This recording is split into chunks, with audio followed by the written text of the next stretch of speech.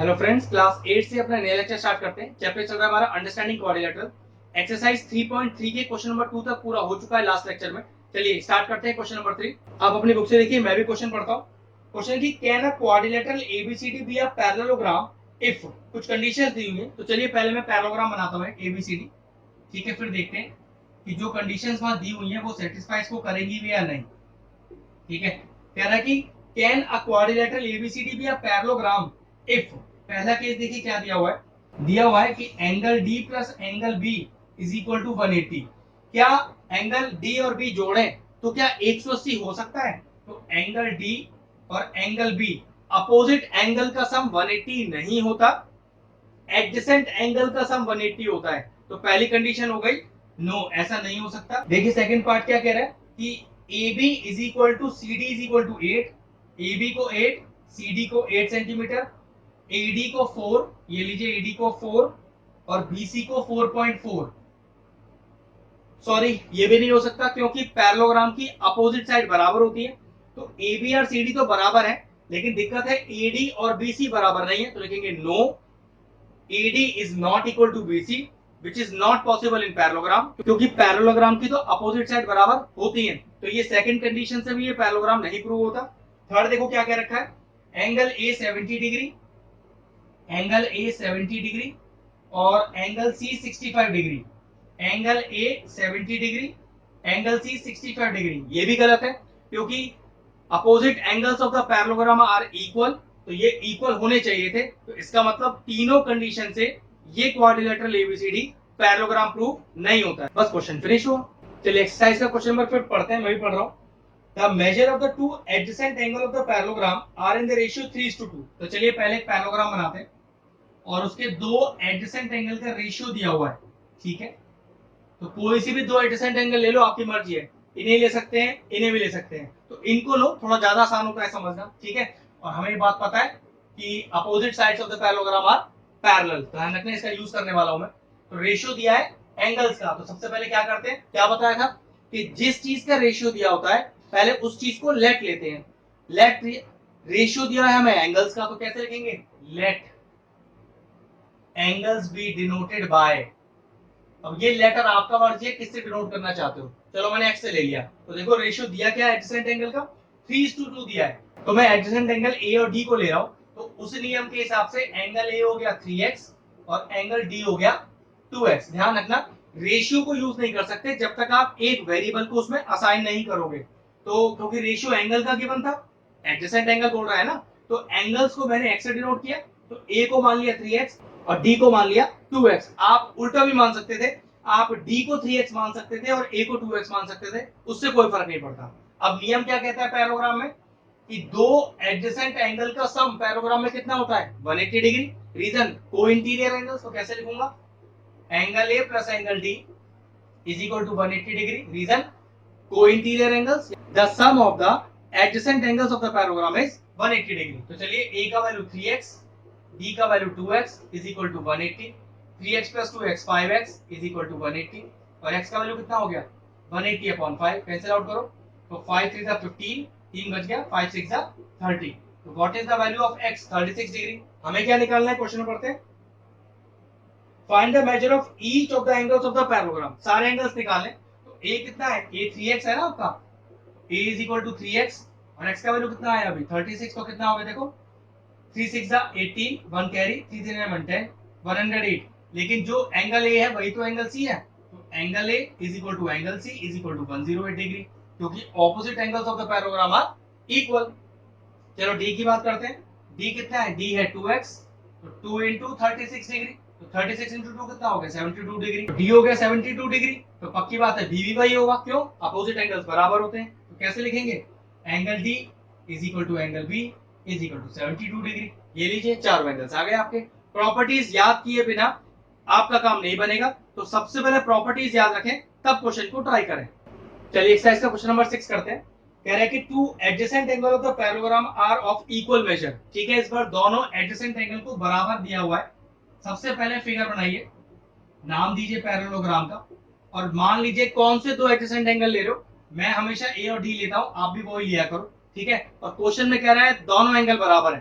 कहने का मतलब कि लेट एंगल ए को मैं एक्स मानूं, ठीक है, तो फिर डी भी कितना हो गया एक्स। और नियम क्या कहता है, opposite angles of the parallelogram are equal, तो उस नियम के हिसाब से ए और सी बराबर तो ये भी एक्स हो गया, बी और डी बराबर है तो ये भी एक्स हो गया। ध्यान रखना पहले एंगल को लेफ्ट लेना पड़ेगा। तो नियम क्या लगाए देखो, इन क्वाड्रिलेटरल एबीसीडी, चारों एंगल तो अपने पास है ना, चारों एंगल जोड़ देते हैं। तो what is the angle sum property of the quadrilateral, अगर चारों एंगल जोड़ दूं तो जवाब है 360। तो कैसे लिखूंगा, angle A plus angle B plus angle C plus angle D is equal to 360। ये भी एक्स है, ये भी एक्स है, ये भी एक्स है, ये भी एक्स है, इज इक्वल टू 360। कितना हो गया 4x इज इक्वल टू 360। नीचे लेके जाइए, 4 को नीचे लेके जाइए तो 360 अपॉन 4 90। तो x का वैल्यू कितना आ गया 90 डिग्री। चारों एंगल x हैं तो चारों एंगल 90 डिग्री के हो गए, ये नीचे आ गया आंसर। लेकिन सोचो आप अगर इसमें एंगल सम प्रॉपर्टी ना लगाना चाहते और कोई तरीका लगाना चाहते तो देखो एक तरीका और भी है। क्या आपके पास दोनों एडजेसेंट एंगल हैं, तो जवाब तो हाँ है। और क्या अपोजिट साइड पैरेलल होती हैं, हाँ बिल्कुल होती हैं। तो कैसे लिखते हैं आप, A B parallel to C D, हाँ तो क्या opposite sides of the parallelogram are parallel. तो क्या ए और डी दोनों इसके एडजेसेंट एंगल हैं, हाँ। और क्या एडजेसेंट एंगल का सम 180 होता है, बिल्कुल जी। तो A plus D is equal to 180। Reason क्या डालते हैं, कोइंटेरियर एंगल। तरीका ये भी लगा सकते हो, ये तरीका भी लगा सकते हो, ये तरीका भी लगा सकते हो, आपका चॉइस है, जो आसान लगे वो लगा देना। ए भी एक्स है, डी भी एक्स है, सारी वैल्यूज तो हमने पहले बता दी है आपको, ठीक है। तो ये कितना हो गया 2x is equal to 180, x कितना हो गया 180 upon 2 which is equal to 90। क्योंकि x ही सारे एंगल्स थे तो लो फिर 90 हो गया। तो देखो दोनों से सेम ही आंसर आ रहा है। आपकी चॉइस है आपको कौन सी प्रॉपर्टी याद है। करने के बहुत सारे तरीके होते हैं, जैसे जैसे आपको प्रॉपर्टी याद होती जाएंगी आपको क्वेश्चन करना इजी हो जाएगा, ठीक है। नेक्स्ट क्वेश्चन की तरफ पढ़ते हैं। चलिए एक्सरसाइज का क्वेश्चन नंबर 7 स्टार्ट करते हैं। मैं क्वेश्चन पढ़ता हूँ। द एडजेसेंट फिगर, फिगर मैंने बना दिया है, नाम है होप इज अ पैरेललोग्राम, ठीक है। तो एचओपीई इज अ, तो एचओपीई इज अ पैरेललोग्राम दिया हुआ है। तेरा find the angle measure X Y Z, state the properties you use to find them, ठीक है। एक्स वाई जेड निकालिए और एक्स वाई जेड निकालते समय जिन जिन प्रॉपर्टीज का आपने यूज किया है उन्हें मेंशन भी करना है, ठीक है। चलिए कौन कौन सी प्रॉपर्टी आती है पहले वो देखते हैं। आप जरा इस 40 और y को देखो, ये ध्यान से कैसे देखा जा रहा है। ये एच ही बनाया मैंने, फिर मैंने पीओ बनाया आपके लिए, और देखो ये पी एच वाली ट्रांसवर्सल बनाई, ठीक है। तो देखना 40 कहीं यहाँ बन रहा है, बिल्कुल, और देखना y कहीं यहाँ बन रहा है। तो दो पैरेलल लाइन के ट्रांसवर्सल के डायगोनल पर दो एंगल बन रहे हैं, टेढ़े और अंदर वाले, तो क्या होंगे बराबर। Reason alternate interior angle. शुरू में देखो ये दिक्कत बिल्कुल आ सकता है कि ये सारी प्रॉपर्टीज फिगर में कैसे पहचाने, ये दिक्कत आपको प्रैक्टिस से ही खत्म होगा। ऐसा नहीं है कि आप कोई भी क्वेश्चन देखोगे और आराम से उसे निकाल लोगे, लेकिन जैसे जैसे आप क्वेश्चन करते जाओगे आपको प्रॉपर्टीज फिगर में पहचानना आ जाएगा, ठीक है। तो सबसे पहले तो नाम डाल लेते हैं, 1 लिख देते हैं, इसे 2 लिख देते तो क्या लिखा मैंने 1 इज इक्वल टू 2। रीजन क्या लिखेंगे, ऑल्टरनेट इंटीरियर एंगल, ठीक है। तो 1 है 40 डिग्री और कितना है 2 y, तो ये लीजिए y का पहला वैल्यू तो आ गया। अब जरा ध्यान से देखो, ट्राइंगल एक प्रॉपर्टी है। अगर एक ट्राइंगल बन रहा हो, ध्यान से सुनिएगा, अगर एक ट्राइंगल बन रहा हो एबीसी मालूम है, नाम मान लेता हूं, और ये उस ट्राइंगल का एक्सटीरियर एंगल हो, तो ये एक्सटीरियर एंगल सामने वाले दोनों एंगल के सम के बराबर होगा। देखो जरा, angle 1 is equal to angle 2 plus angle 3, तो चेक करना पी एच सी एक ट्राइंगल है जिसमें ये एंगल 70 बिल्कुल यही वाला एंगल बन रहा है, और y और z देखो 2 और 3 बन रहे हैं। तो नियम कहता है कि ये वाला 1 2 प्लस 3 के बराबर होगा। तो उसी तरह से ये वाला 70, इसको नाम देते हैं मान लीजिए 3, तो ये वाला 3 किसके बराबर होगा 2 के, और इसको भी नाम देते हैं 4, तो 2 प्लस 4। रीजन समझ लीजिए, the exterior angle, the exterior angle of a triangle, the exterior angle of a triangle is equal to the sum of interior opposite angle। कि ट्राइंगल के बाहर वाला एंगल अंदर के सामने वाले दोनों एंगल के सम के बराबर होता है, ठीक है। ये नई प्रॉपर्टी है, याद रखनी पड़ेगी, ठीक है। तो 3 कितना आ गया 70, 2 कितना है y जो अभी निकाला हमने 40, प्लस 4 कितना है z, 40 को उधर ले आइए, तो 70 minus 40 is equal to z, फिर प्लस का 40 है ना, उधर के माइनस का हो जाएगा, तो z का वैल्यू कितना हो गया 30 डिग्री। अगर ये प्रॉपर्टी आपके लिए नई है तो थोड़ा ध्यान से इस प्रॉपर्टी को देखो, समझ में आ जाएगा। फिर से बता देता हूँ कि जो ट्राइंगल का बाहर वाला एंगल है वो अंदर वाले सामने दोनों के एंगल के सम के बराबर है। ऐसी ट्राइंगल PHO में 70 बाहर वाला एंगल है, अंदर वाले सामने दोनों एंगल के सम के बराबर है y प्लस जेड के। ठीक है, उस तरह से z भी आ गया। अब चेक करो EP और HO पैरेलल है। हाँ भाई पैरेललोग्राम है ना, तो दोनों पैरेलल तो होंगे ही होंगे। तो क्या दोनों इंटीरियर एंगल्स का सम 180? रीजन को इंटीरियर एंगल, तो बस उससे आंसर आएगा। चलो नाम दे देते हैं, इसको लेते हैं 5, तो लिखा एंगल 5 प्लस एंगल पूरा 1 और 4, ये मिलाकर कितना 180, रीजन को इंटीरियर एंगल। ठीक है, 5 तो निकालना है जो कि x है, 1 पता है 40 और 4 है z। z कितना निकाला होगी 30, ये लीजिए। तो यहाँ से x कितना आएगा 180, दोनों को उधर लेके जाइए, -40 -30, साइन हमेशा रिवर्स करके जाते हैं उधर। x is equal to 180 minus का 70, therefore the value of x is equal to 110 degree. हो गया क्वेश्चन फिनिश। चलिए एक्सरसाइज के क्वेश्चन नंबर 8 का ए पार्ट का फिगर बना दिया है। आपको GUNS एक पैराग्राम दिया है और यहाँ से x और y का वैल्यू निकालना है। बहुत ही आसान है, क्यों? अपोजिट साइड्स बराबर होती है ना, बस इस फंडे को यूज करेंगे। तो कैसे लिखेंगे, SN is equal to GU, SN is equal to GU। लिखूंगा क्या, opposite sides of the parallelogram are equal. बिना किसी बिना प्रॉपर्टी लगाए कुछ मत लिखना वरना मार्क्स नहीं मिलेगा। SN कितना है 26 और GU कितना है 3/-1। चलिए -1 को उधर लाइए, कितना हो गया +1। you get 27 is equal to 3y, 3 और y मल्टीप्लाई हो रहे हैं, 3 को नीचे लाए डिवाइड हो जाएगा, तो 27/3 is equal to y, 9 times चला जाएगा। तो what is the value of y? y is 9 centimetre. Question में लिखा है कि सारी यूनिट सेंटीमीटर में दिया हुआ है। इसी तरह से देखो SG और NU बराबर है, SG is equal to NU। Reason वही है, opposite sides of the parallelogram are equal. तो 3x is equal to 18 और x कितना हो जाएगा 18/3, that is equal to 6 centimetre. ये लीजिए आगे, और x और y ये लीजिए आ गया x और y का वैल्यू। चलिए क्वेश्चन नंबर 8 का सेकंड फिगर बना दिया है। दिया फिर से पैराग्राम ही है, इस बार आपको डायगोनल्स दिए हुए हैं, लेकिन एक प्रॉपर्टी है पैराग्राम की, the diagonals of the parallelogram bisect each other. तो हमें क्या पता चलता है इस बात से, हमें पता चलता है SO बराबर UO और हमें पता चलता है RO बराबर NO। तो देखो सारी वैल्यूज तो गिवन है। SO कितना है 20 है आपके पास, UO कितना है y प्लस 7, बस 7 को उधर ले आइए, तो 20 minus 7 is equal to y। तो what is the value of y 13 centimetre. RO कितना दिया हुआ है 16 और NO कितना दिया हुआ है x प्लस y, y का वैल्यू 13 डालिए, तो 16 is equal to x plus 13, लाइए 13 को इस तरफ, तो 16 minus 13 is equal to x और x का वैल्यू कितना आ गया 3 सेंटीमीटर। प्रॉपर्टी याद है तो ऐसा कोई क्वेश्चन ही नहीं जो आप ना कर पाओ, लेकिन बिना प्रॉपर्टी के प्रॉब्लम हो जाएगा, इसलिए प्रॉपर्टीज को परफेक्ट कर ले, एक भी क्वेश्चन आपको अटकेगा नहीं। चलिए क्वेश्चन नंबर 7 मैंने बोर्ड पर बना दिया है। क्वेश्चन दिखने में जितना डरावना है उतना है नहीं करने में, बस प्रॉपर्टी बेस्ड है। चलिए देखिए क्वेश्चन क्या कह रहा है कि RISK and CLUE are the two parallelogram, ये x निकालना है। तो देखो जरा ध्यान से मैं क्या करके दिखाता हूँ।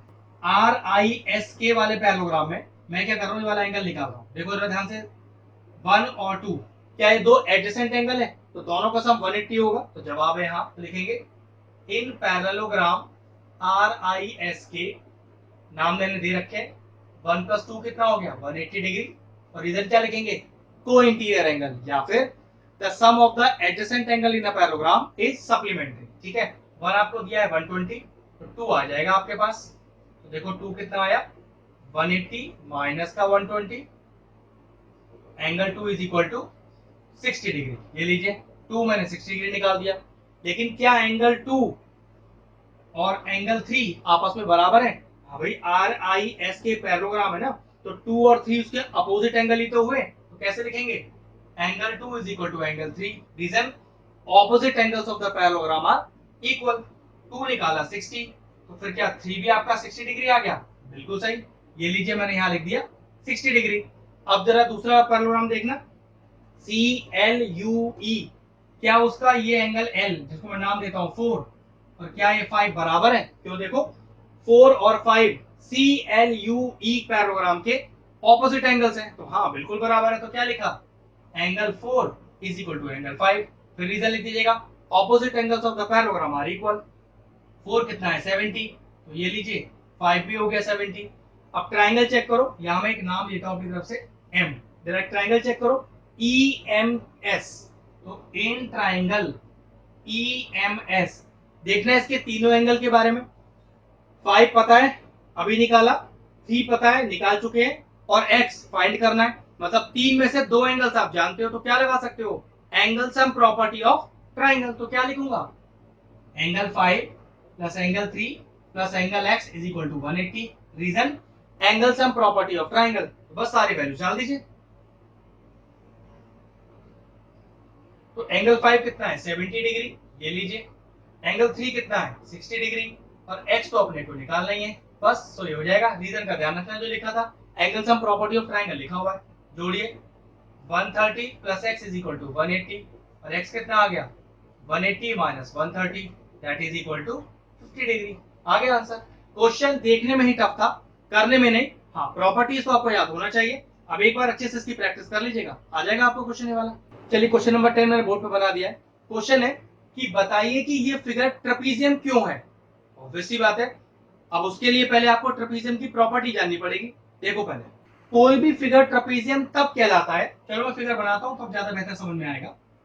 कोई भी फिगर ट्रेपीजियम तब कहलाता है जब उसकी सिर्फ एक अपोजिट पेयर, मतलब आमने सामने वाली या इधर वाली, कोई भी एक पेयर, दोनों पेयर नहीं हो सकती।